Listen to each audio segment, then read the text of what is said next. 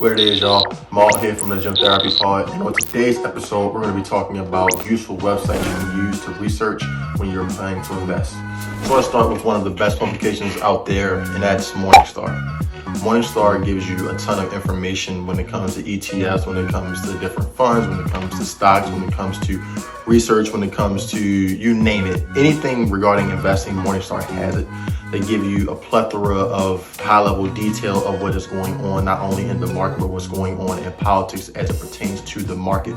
They also have a newsletter which you can subscribe to, similar to like Substack or Medium, but it's based off of investor relations, and you can figure out who's let's say your favorite investor or someone that is in the industry. You'll be able to follow their publications, their writings via Morningstar. So Morningstar offers a lot.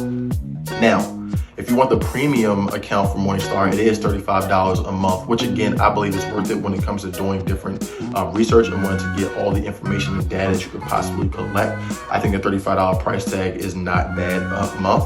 Because again, you're getting everything. You're getting charts, you're getting different analysis, you're getting comparison, comparing and contrasting of different companies and why this company is doing this, why this company is doing that. You're getting ratings on different companies. You're getting 5-star Morningstar ratings, 4-star.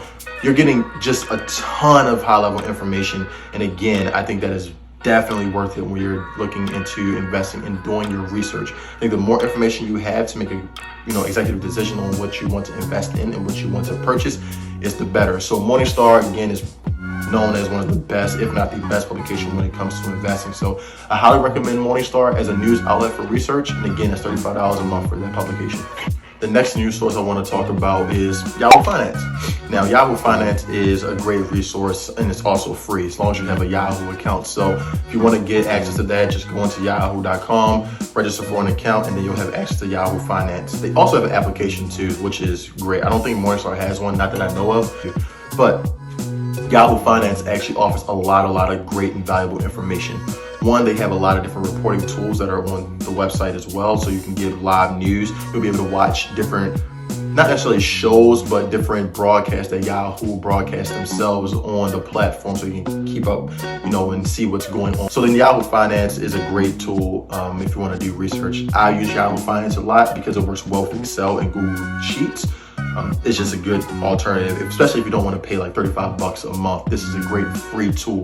You also get access to charts. You get access to different tickers. So if you type in a ticker like Apple or Microsoft or Amazon or whatever company you want to look up, it gives you all the information about that company, the 52-week low, the 52-week high, the previous open, the previous close, gives you the chart on where the high was this year or this day or 5 days ago, 10 days ago, 30 days ago, whatever you want to do as your parameter. It also has different recommendations on if you invested or are looking at this company. These are other companies people are looking at.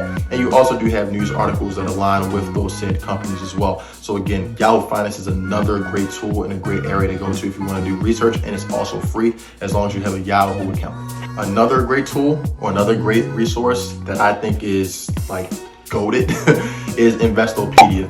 So Investopedia sounds like the name. It's like an encyclopedia for investing. So this is a great tool when you want to not only do research on companies, but just want to do research in general. So you just have questions like, what is a stock? You can type that in Investopedia and it'll give you basically like a dictionary of different tools, like different explanations of what exactly a stock is with examples of that. Investopedia is a great platform to start out if you just want to learn about some of the basics. So again, you ask questions like, what is a stock? What is an ETF? What are dividends? What is charting? Where can I go to find different charts at? What are these algorithms? What are good books to read to learn how to invest? Like you name it, Investopedia has it. I use this all the time when I have different questions, like high-level questions, or even some low-level questions that I may have forgot or I just don't use a lot. It's a great resource, and it also provides real-world examples of what's going on. It gives you news, it gives you data, again, on what's happening in real time.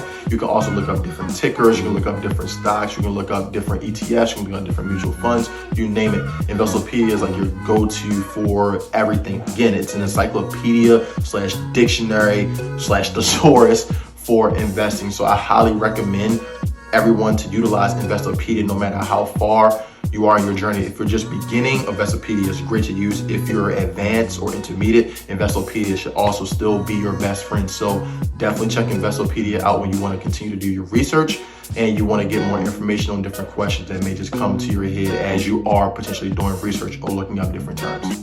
And to give you some bonus ones that you can use for different research, some of my other favorites that I just use when I'm doing research, you can use MarketWatch, you can use Seeking Alpha, you have Bloomberg, you have Barron, you obviously have the Wall Street Journal.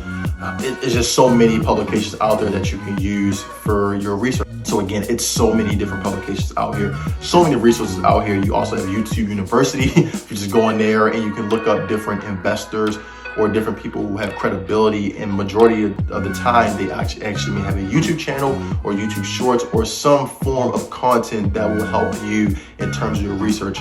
So when people say it's no way or how can I find information, it's plenty of ways to find information out here when it comes to investing, but I wanted to give you all a good amount of websites that you can go ahead and look at when you want to start out and just beginning. Thank you for tuning in for another episode of Tactical Tuesdays. You already know, lock in with us. We're posting content every single week, every day of the week.